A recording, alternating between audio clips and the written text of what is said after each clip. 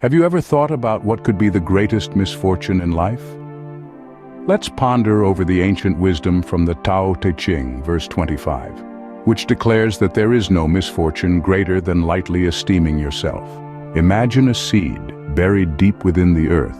It holds immense potential to grow into a towering tree, but if it deems itself as nothing more than an insignificant speck in the vast soil, it denies itself the chance to sprout and flourish. Similarly, we humans are seeds of potential, yet the greatest tragedy befalls when we trivialize our own worth. We underestimate our capabilities, and in doing so, we shackle ourselves to a life of mediocrity. We must recognize the potential within us, the strength that lies dormant, waiting to be awakened. Because when you underestimate yourself, you undervalue the vast possibilities that life has to offer.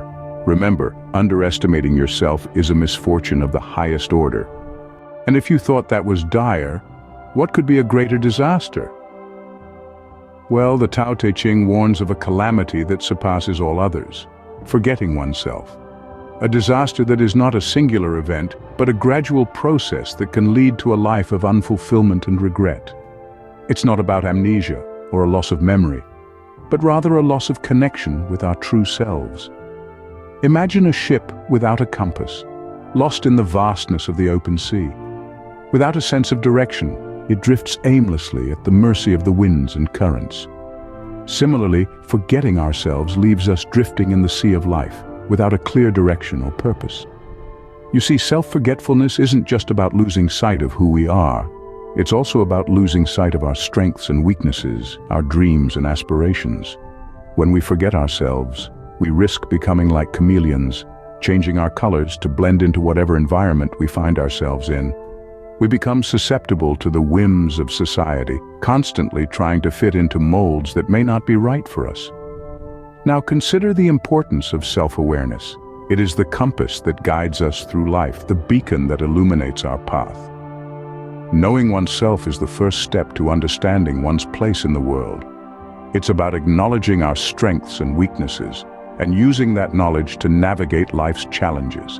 It's about staying true to ourselves, even when the world tries to pull us in a different direction. But self-awareness is not a destination, it's a journey. It requires constant introspection and self-evaluation. It's about taking time to reflect on our actions and decisions, to learn from our mistakes and celebrate our victories. It's about finding the balance between who we are and who we aspire to be.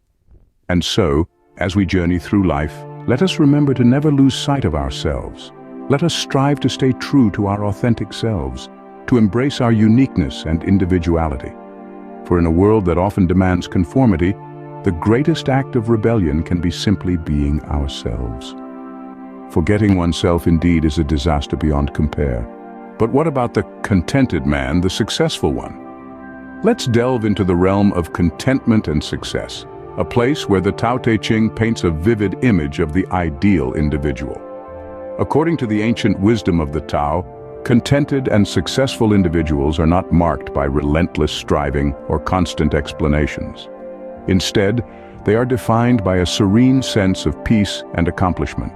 They do not chase after dreams in a frantic rush, nor do they feel the need to justify their actions or decisions. They simply are. They exist in a state of calm satisfaction, knowing that they are enough just as they are. Imagine a man who does not strive. This is not a man who lacks ambition or direction. Quite the contrary.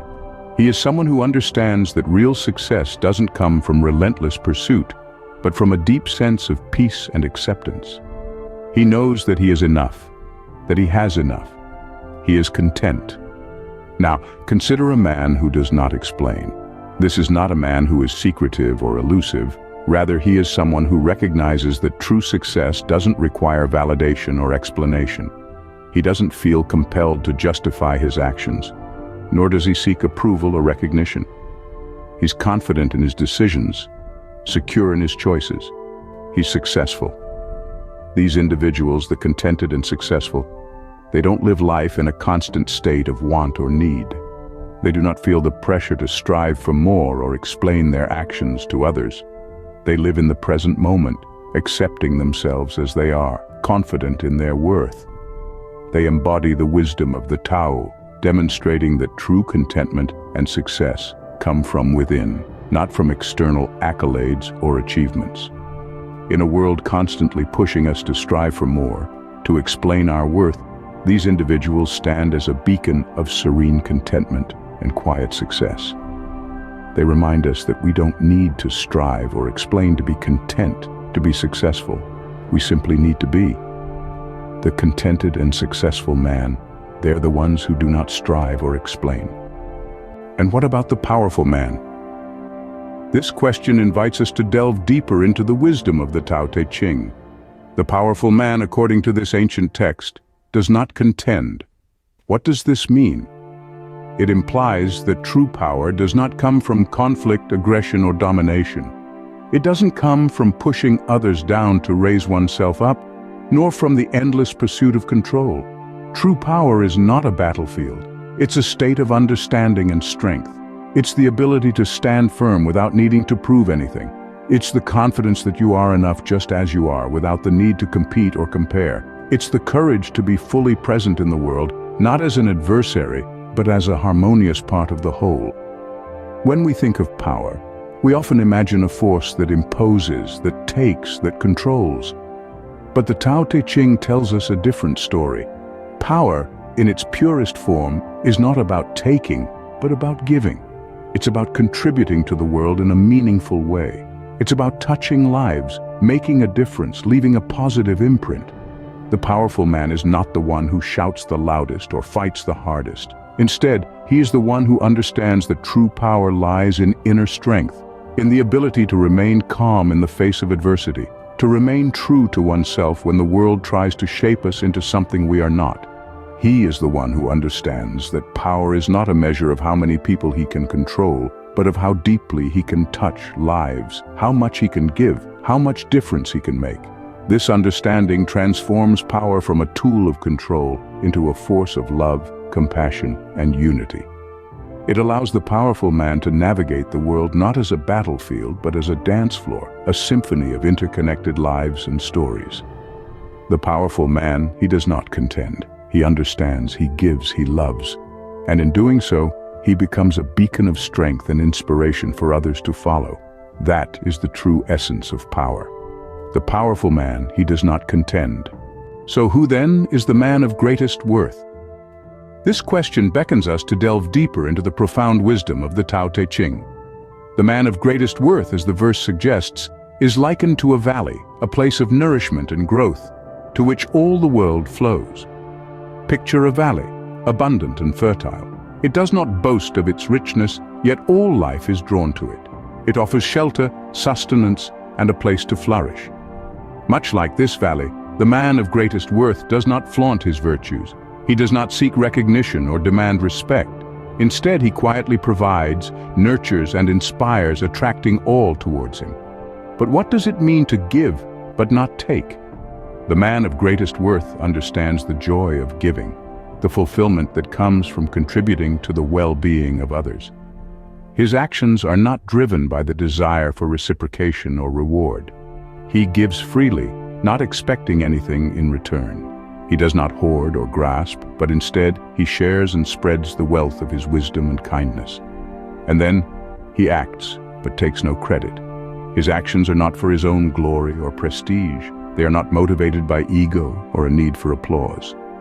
He acts because it is the right thing to do, because it benefits others, because it makes the world a better place.